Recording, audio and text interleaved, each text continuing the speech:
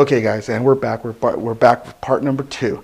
Okay, so at this point, you're going to look around and remove any of the excess tape that you see, tape that's hanging off. Just cut it off or remove it. Do whatever you got to do, but don't destroy the integrity of the box. Okay, so like in this point right here, so I'm just going to remove that piece of tape right there. Okay, so that's done. Okay, so now what we're going to do, now what we have is we have the rails, the back, we have the back wall, the floor part of it, the table part of it, and the rails, and then we have this extra spot right here. Okay, so at this point we're going to put some tape right here. So let's grab some tape. Okay, and just I'm going to try to go real fast on this. I'm just going to put a little piece of tape, but you want to make sure I'm just going to put a little piece of tape right there, but what you want to do is you really want to secure that down. Okay, so I'm going to do that to the other side with another little piece of tape. Okay, just like that. Okay, and so now you have your dice control rig. That is how it should look, just like that. Okay, and there's a reason why I've designed it like this. Okay, and I'm going to get into all that in a little bit. All right, but here is the next part. This is the next part I want to talk to you about. This flap. What is this flap for?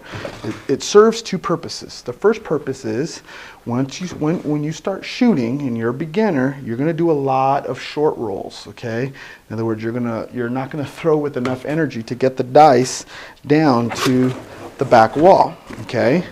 And what this is going to do is this is going to help catch the dice so that they don't hit short on the table. Okay? That's the first purpose. The second purpose is if you only have a little area to put the rig on, you'll be able to you'll be able to hinge it with some tape right here.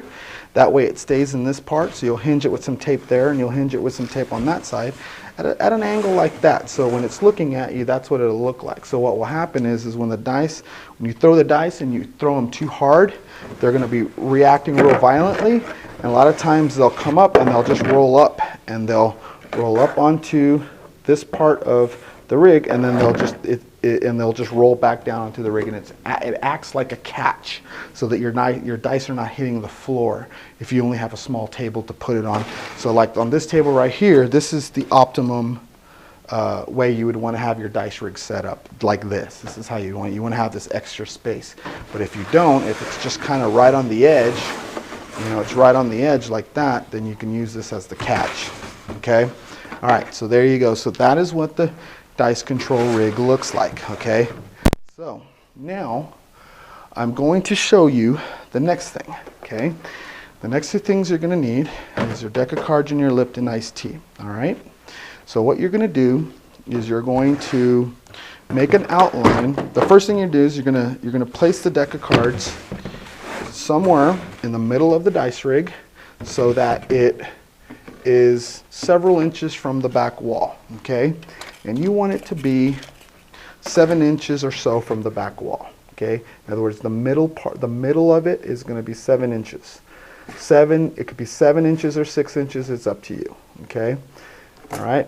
And I'm just going to eyeball it for now. I'm not going to be real specific on it. I'm just going to put it kind of right in the middle, and then I'm going to make an outline of it. Okay, just like this.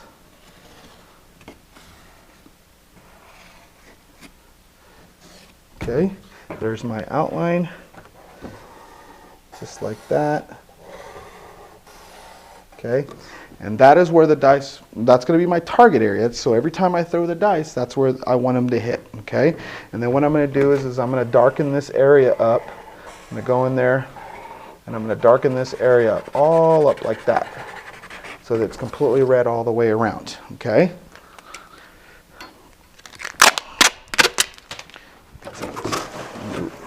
Tape this down so it doesn't come off again. Okay. All right. Okay.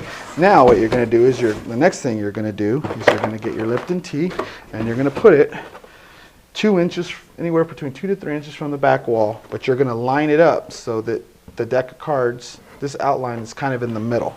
Okay, that's the next thing you're going to do. All right, we're moving on. Okay, and you do the outline. And you can get real specific and put it in the middle, measure it out. You can get a measuring tape and do all the fancy, you go like this and you figure out what the middle is and you put it in the middle. You can do your, whatever, just way you want to get it in the middle. I just eyeball it. That's what I do. It's just simple. Okay. Now that I've got that, I'm going to go ahead and go in there and I'm going to make a double line and all the way around. Like that, and I'm going to color that all in just like that so that I have a real dark line, okay, like that, okay. So with the magic of television, this is what it's supposed to look like when it's done. Ta-da! Okay, perfect. That's what it's supposed to look like. You got your heavy markings all the way around, okay, and that is what your finished product should look like. Okay, now that we have our dice rig and you understand what this flap's for, you have your rails, okay. Now let me explain again what these two things are here, okay.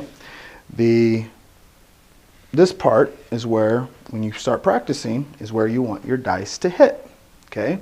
It's your target. It's your target area, okay. So when you throw the dice, you want the dice to hit there and then bounce up. And when they bounce up, if they hit correctly and make that perfect smack sound, they'll bounce up, they'll hit somewhere in the middle of this square, and they'll come in, they'll die. They'll just come to rest and die, okay?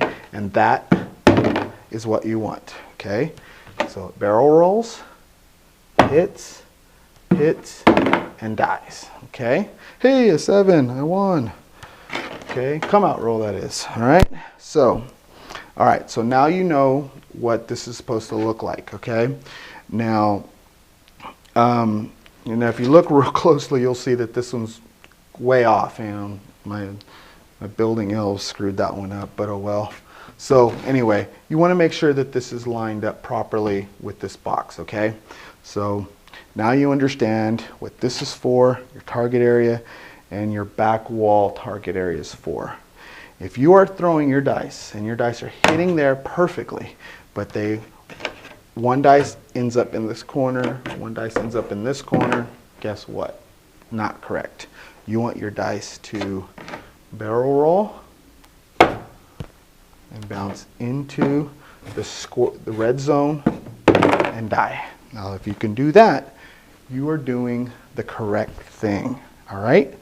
So now we have the rig set up. You know how to build it. You know what it's supposed to look like. Okay. And the next video, what I'm going to do is the next video is going to be all about the meat and potatoes of why everything is the way it's built the way it is. Okay. And the purpose of it and the whole 9 yards. Okay. Before we get into that, let me just go over really quickly. Back wall, minimum 12 inches high.